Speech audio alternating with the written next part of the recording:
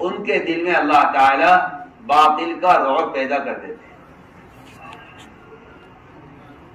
ان کے دلوں میں ان کے دلوں میں باطل کا رعب پیدا کر دیتے ہیں جو لوگ اسلام کو چھپاتے ہیں. ان باطل کا رعب پیدا ہو جاتا ہے. یہ ایک سنت کو چھپائیں گے، میں قسم کھا کر کہہ سکتا ہوں مشاہدے کی بنیاد پر اپنی آنکھوں سے دیکھ کر کہ ان کو سنت چھپانے کی وجہ سے فرائض کا ادا کرنا بھی مشکل ہو جائے گا. یہ بڑی پکی بات ہے. یہ میں جو کہہ رہا ہوں دیکھ کر کہہ رہا ہوں، حالات دیکھ کر کہہ رہا ہوں. تم اگر ایک سنت کو چھپا جاؤ گے تو میں کل کہتا ہوں کل تمہیں کسی زمین پر فرض کے ادا کرنے میں بھی مشکلات پیش آئیں گی. مشکلات پیش آئیں گی. یہاں تک لکھا ہے علماء نے کہ جو صف اول کو چھوڑ دے گا اس کی نماز کی رکعتیں چھوٹیں گی، جو مسبوق ہو جائے گا پہلے صف اول سے جائے گا، پھر صف آخر سے جائے گا، پھر جماعت کی نماز سے جائے گا، اور جماعت کی نماز کا چھوڑنے والا تاریک صلاۃ بن جائے گا. میری کہ جماعت کی نماز سنت ہے، میں ایک مثال دے رہا ہوں. یہ لکھا ہے جو جماعت کی نماز چھوڑ دے گا وہ نماز چھوڑنے تک پہنچ جائے گا. کیوں؟ اس لیے کہ مجھے نہیں ملتا کہ کسی سنت عبادت یا ضرورت کی لائن کی کسی سنت کے چھوڑنے پر گمراہی کی وعید ہو سوائے نماز کے. آپ پڑھتے ہیں وہ حدیث کہ اگر تم نے جماعت کی نماز چھوڑ دی تو تم ایسی سنت چھوڑنے والے ہوں گے جو تمہیں جس کا چھوڑنا تمہیں گمراہ کر دے. حدیث ہے وَلَوْ تَرَكْتُمْ سُنَّتَ نَبِيِّكُمْ لَضَلَلْتُمْ، یہ ہے روایت. اور آپ کہتے ہیں نماز پڑھنا فرض ہے، جماعت سے پڑھنا تو فرض نہیں ہے.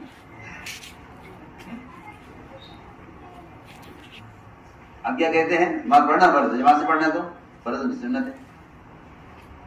اور حدیث میں یہ ہے کہ تم نے جماعت کی نماز چھوڑ دی تم کیا ہو جاؤ گے؟ تم گمراہ ہو جاؤ گے. میں یہ کہنا چاہتا ہوں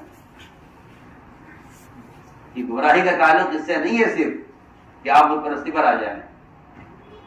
میں نے ایک بات عرض کی تھی کہ مسلمان کا ایک وقتی ضرورت کو خلاف سنت پورا کرنا یا غیروں کی مشابہت اختیار کرنا، اس میں اس کا تعلق بت پرستی سے ہے. اللہ اکبر.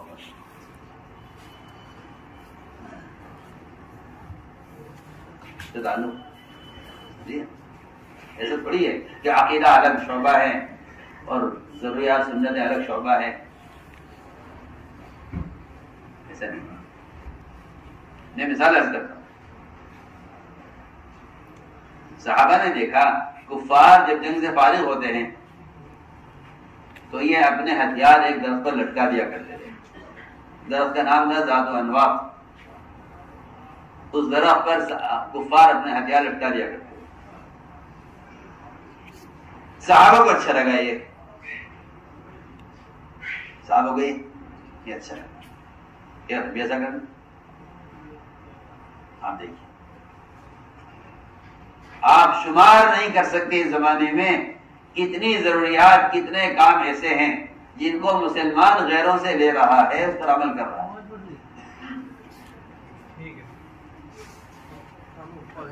شمار نہیں کر سکتے. وہاں ایک بات، صرف ایک بات کہ اس میں سہولت ہے، ہتھیاروں کی حفاظت ہے.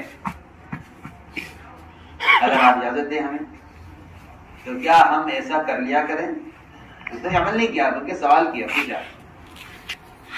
آپ نے فرمایا جواب میں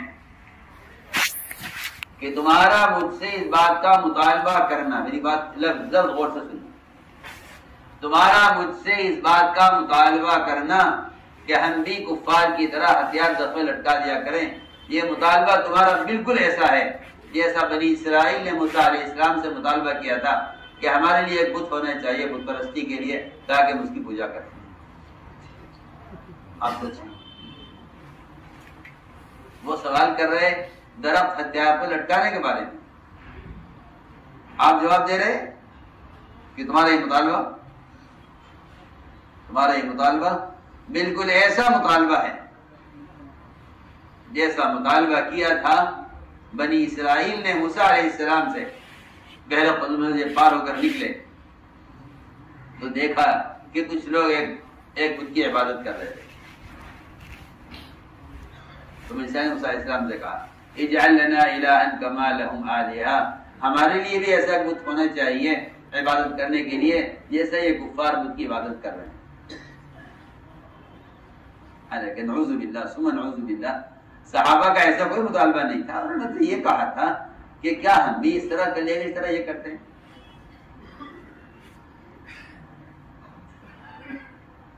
آگے چلیں. عاشورہ کا روزہ، آپ نے پوچھا یہود یہ کیوں روزہ رکھتے ہیں دن کا؟ کہ یہ روزہ اس لیے رکھتے ہیں دن کا کہ اس دن ان کو فرعون سے نجات ملی، اس کے شکرانے میں روزہ رکھتے ہیں. آپ نے فرمایا ہم روزہ رکھیں، اللہ کے شکر کے زیادہ حقدار ہیں. ہم بھی روزہ رکھیں گے مگر ہم روزے میں یہود کی مخالفت کریں گے. ہم روزے میں یہود کی مخالفت کریں.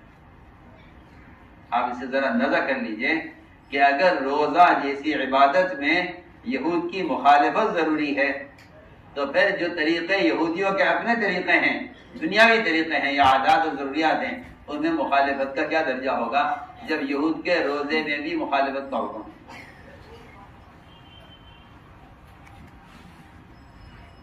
یہود کے روزے میں بھی مخالفت کا حکم ہے. سوچو. فرمایا اگر ہم روزہ رکھیں گے تو 2 روزے رکھیں گے تاکہ ہمارا روزہ بھی یہود کے روزے کے مشابہ نہ ہونا چاہیے، ہمارا روزہ بھی یہودیوں کے روزے کے مشابہ نہ ہو. اب اسے اندازہ کر لیجئے کہ ایک روزے مخالفت کا یہ درجہ ہے تو جو عادات ہم نے اختیار کی ہیں، بلکہ میں بھی کہہ رہا تھا یعقوب سے کہ جب یہود اسلام لے آئے اور قرآن پڑھا، قرآن سیکھا تو یہ خیال آیا کہ ہماری بھی تو ایک کتاب ہے توریت، ہماری بھی تو ایک، یہود کو خیال آیا ہماری بھی تو ایک کتاب ہے توریت، خود کیوں نہ پڑھے. اجازت لی آپ سے، عرض کہ رسول اللہ ہمیں توریت پڑھنے کی اجازت دے دیجئے. جس طرح ہم قرآن پڑھتے ہیں، اس کی تلاوت کرتے ہیں، نماز میں پڑھتے ہیں، ہم چاہتے ہیں کہ توریت ہی پڑھ لیا کریں. کیا اجازت دیں گے آپ ہم؟ اس پر قرآن کی آیت نازل ہوئی ادخلوا فی السلم کافہ، اسلام میں پورے داخل ہو جاؤ، اسلام میں پورے داخل ہو جاؤ. تو مجھے آج یہ کرنا تھا کہ جب تک مسلمان سنت عادات کو درجہ نہیں دے گا جو درجہ عبادات کو رقائد کو دیتا ہے، جب تک مسلمان سنت کو درجہ نہیں دے گا جو درجہ عقائد اور عبادات کو دیتا ہے، میں تو صاف بات کرتا ہوں کہ جو قوم معاشرے اور مجتمع نہیں ہوتی وہ قوم مردہ ہوتی. سارے قوانین کے آرے اس قوم پر چلتے ہیں جو قوم معاشرے پر مجتمع نہیں. سارے قوانین کے آرے کن پہ چلتے ہیں؟ تو قوم معاشرے پر مجتمع نہیں، وہ قوم مردہ کہلاتی ہے. وہ قوم مردہ کہلاتی ہے جو قوم معاشرے پر مجتمع نہیں. اور ہم سب کا مزاج یہ ہے کہ چھوڑے سنتی تو ہے، یہ فرض تو ہے نہیں. تو میرے عزیز دوستوں اور بزرگوں، بات اصل یہ تھی کہ حضور اکرم صلی اللہ علیہ وسلم نے اپنے صحابہ کو کے بارے میں کیا فرمایا تھا؟ فرمایا تھا اگر سیاہ بیل کے پہلو میں چند بال سفید دور سے چمکتے ہیں اور سفید بیل کے پہلو میں چند سیاہ بال چمکتے ہیں تو میرے صحابہ کی مثال ایسی ہے. میرے صحابہ کی مثال ایسی ہے. یہ صحابہ کی مثال نہیں بیان کی گئی تھی بلکہ قیامت تک آنے والی امت مسلمہ کے لیے مثال بیان کی گئی. کہ تمہیں ایسا ہو کر رہنا ہوگا، تمہیں ایسا ہو کر رہنا ہوگا۔ میں تو صاف سے بحث کرتا ہوں، اس زمانے کے مسلمان جاہل ہیں جو کہتے ہیں کپڑا پہنا جاتا ہے بدن چھپانے کے لیے۔ میں کہتا ہوں جہالت ہے، بدن چھپانا فرض نہیں ہے، حلیہ سنت کا حلیہ، سنت کا حلیہ اصل ہے، بدن کا چھپانا فرض نہیں ہے۔ بدن کے چھپانے سے آدمی مسلمان نہیں ہو جاتا، بدن کے چھپانے سے مسلمان نہیں ہو جاتا۔ بدن کا چھپانا اسلام کا مسلمان کا امتیاز نہیں ہے، میری بات یاد رکھنا سر، بدن کا چھپانا یہ مسلمان کا امتیاز نہیں ہے۔ تمام مذاہب کے اندر بدن کا چھپانا ہے۔ سنتا ہے کہ بعض جانور قسم کے لوگ ہیں جنگلوں میں رہتے ہیں، ورنہ کسی مذہب میں بھی آپ دیکھیں گے کہ نہیں ملے گا کہ بدن کا چھپانا نہیں ہے۔ ہر مذہب بدن کا چھپانا ہے، ہر مذہب میں جب بدن کا چھپانا ہے تو بدن کا چھپانا یہ مسلمان کا امتیاز نہیں ہے، مسلمان کی خصوصیت نہیں ہے۔ مسلمان کا حلیہ جو ہے اتباع سنت میں، یہ مسلمان کا امتیاز ہے، یہ مسلمان کا امتیاز ہے۔ ورنہ سچی بات یہ ہے کہ ہر پھل کا تعارف اس کے چھلکے سے ہوتا ہے، ایسے مسلمان کا تعارف اس کے حلیے سے ہوتا ہے، اس کی جو حدیث ہے نا کہ قرب قیامت کی علامات میں سے ہے کہ نام پوچھ کر سلام کیا جائے گا، میں سمجھتا ہوں اس حدیث کا مطلب ہی یہی ہے، مجھے اس کے علاوہ اس سے بہتر اس حدیث کا کوئی معنی سمجھ نہیں آتا۔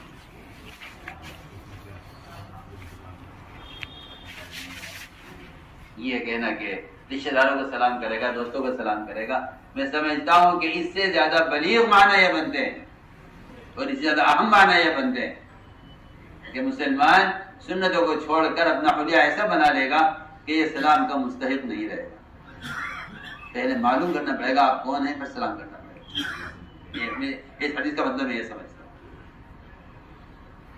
کیونکہ فساق پر قیامت قائم کی جائے گی، فساق پر قیامت قائم، فساق پر قیامت قائم کی جائے گی۔ اور فاسق ہے وہ شخص جو اپنی ظاہری سنتوں کو چھپاتا ہے، وہ فاسق ہے، یہ تو پکی بات ہے، شریعت کا فیصلہ ہے۔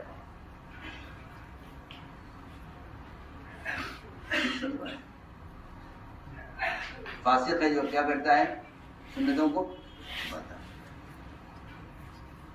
پکی بات ہے۔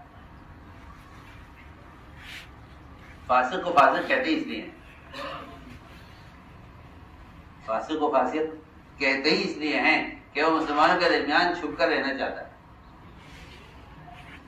اس کو فاسق اسی لیے کہتے ہیں۔ وہ اسی حدیث میں چوہے کو کہا گیا ہے کیونکہ چوہا گھر میں چھپ کر رہتا ہے، حدیث میں چوہے کا نام کیا ہے؟ جی ہاں، فاسق، فاسق کی تفسیر ہے، چھوٹا فاسق کہا ہے کس کو؟ چوہے کو، جی وہ چھپ کر رہتا ہے گھر کے اندر۔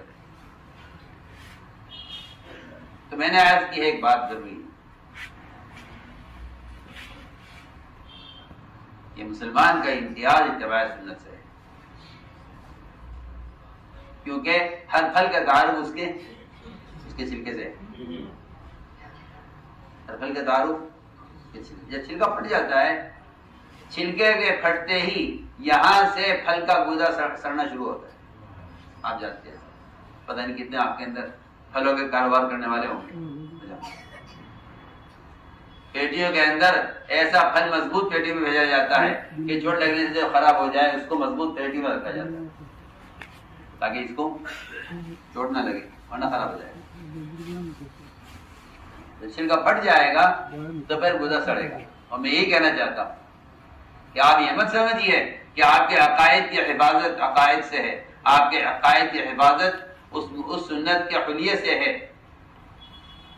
جس کو آپ کو اہمیت نہیں دیتے، جس کو آپ کو اہمیت، اس لیے میں عرض کر رہا تھا کہ لوگ سمجھتے ہیں کہ لباس بدن چھپانے کے لیے ہے. میں کہتا ہوں لباس بدن کا چھپانا ہر مذہب میں ہے.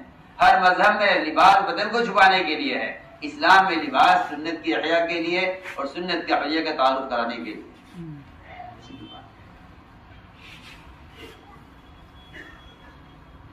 اور یہ بیماری مسلمانوں میں عام ہو گئی. یہ تو لباس اسی کا ہوتا ہے. آپ مجھے بتائیے اگر کوئی عام آدمی پولیس کا لباس پہن کر کھڑا ہو جائے ٹریفک کے چوراہے پر تو اس کے اشارے پر ہر ایک رک جائے گا. اور اگر کوئی پولیس کا بڑے سے بڑا آدمی عام لباس پہن کر کھڑا ہو جائے سڑک کے چوراہے پر تو کچھ لوگ پاگل کہیں گے, اس کا کوئی اشارہ سنے گا نہیں. میں کہتا ہوں اس زمانے کے مسلمانوں کا حشر یہی ہے, ان کے اشارے پر کوئی رکنے والا نہیں. پولیس کا بڑے سے بڑا آفیسر ہو, بڑے سے بڑا آفیسر اور ٹریفک پولیس کا اگر سادے لباس میں کھڑا ہوا ہے لوگ پاگل کہیں گے. تو آگے پوچھے گا آپ کے پاس پولیس کا آدمی ہونے کا آپ کے پاس کیا ثبوت ہے؟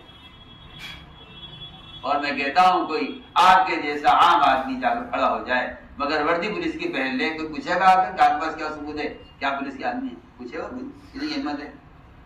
اور اس کی وردی بتا رہی ہے کہ پولیس کا آدمی. سوچو تو صحیح, جب دنیا کے ایک معمولی شعبے میں اپنے لباس کی وجہ سے آدمی کا رعب ہوتا ہے تو پھر اسلام کے تمام شعبوں میں مسلمان کے حلیے سے کتنا رعب ہونا چاہیے. مسلمان کو اہمیت نہیں. اس لیے سمجھتے تھے ارتداد کے 3 درجے ہیں. ارتداد کے 3 درجے ارتداد کے ہیں. سب سے پہلے معاشرہ مرتد ہوتا ہے. سب سے پہلے معاشرہ مرتد, سب سے معاشرہ مرتد ہوتا ہے. سب سے پہلے معاشرے کا ارتداد یہ ہے کہ مسلمان کی ضروریات میں سے سنتیں نکل جائیں. آج کل لوگ بیچارے بڑے بڑے دفاعی کام کرتے ہیں, مسجد بنوا دی, کنواں کھدوا دیا, تو یتیم خانہ تعمیر کرا دیا, خانقاہیں بنوا دی. میں کچھ کہنا چاہتا ہوں, اتنا وہاں خرچ کر دیا, اتنے لاکھوں وہاں لگا دیا, اتنا کروڑ وہاں خرچ کر دیا مسلمانوں کی دفاعی کاموں میں. کتاب ہے مشکات شریف کی شرح مظاہر حق. مشکات شریف کی شرح اس میں لکھا, اس میں یہ لکھا ہوا ہے کہ حضور اکرم صلی اللہ علیہ وسلم کی وفات کے بعد سے لے کر قیامت تک ساری دنیا کے مسلمان اگر ان رفاعی کاموں کے اندر اخلاص سے اللہ کی رضا کے لیے مال خرچ کریں, ان خیر کے کاموں میں زوایا بنائیں, خانقاہیں بنائیں, مسجدیں بنائیں, کنویں کھدوائیں, یتیم خانے تعمیر کرائیں, لکھا ہے علماء نے کہ ان تمام چیزوں کے اندر وہ انوارات اور ان تمام چیزوں کے اندر وہ اجر اور ثواب نہیں ہے جو النور اور ثواب حضور صلی اللہ علیہ وسلم کے سنت کے مطابق استنجا کرنے میں. آپ کی ایک استنجا کی لائن آپ نے استنجا کیسے کیا ہے؟ آپ نے استنجا کیسے کیا؟ اس کا آپ کے طریقے استنجے کا جو نور ہے اور آپ کے طریقے استنجے کے عمل کا جو اجر ہے, یہ سارے قیامت تک آنے والے مسلمان ساری دنیا میں مسجدیں بنا لیں, خیر کے کام سارے کر لیں, لکھا ہے اسی طرح لکھا ہے, زوایا بنائیں, خانقاہیں بنائیں, مدارس بنائیں, ان سب کے وہ انوارات نہیں. کیوں؟ اس لیے کہ وجہ یہ ہے کہ آگے دین کے تقاضے پیدا ہونے میں جو مال خرچ کیا گیا ہے, جو کام کیے گئے ہیں, وہ کام کیے گئے ہیں جو آپ کے بعد پیش آئے ہیں. وہ سارے کام اگرچہ وہ دین کے فائدے کے لیے کیوں نہ ہوں, لیکن ان سارے کاموں کے اندر وہ نور نہیں ہے جو نور آپ کی سنت کے مطابق, طریقے کے مطابق استنجا کرنے میں. آپ اس طرح وقت لیجیے, میں تو نہیں کہہ رہا کہ آپ کی نماز میں اور آپ کے کھانا کھانے کے طریقے میں اور آپ کے لباس میں, میں کہہ رہا ہوں استنجے میں. یہ لکھا ہے.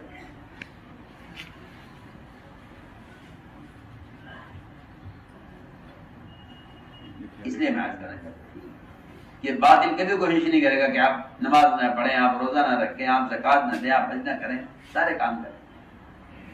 باطل کا تقاضا یہ ہے اور باطل کی کوشش یہ ہے کہ آپ ہمارے جیسے بن کر سب کام کرو جی، تاکہ معلوم ہو کہ ہم ہیں، یہ تو معلوم ہو کہ مسلمان ہیں۔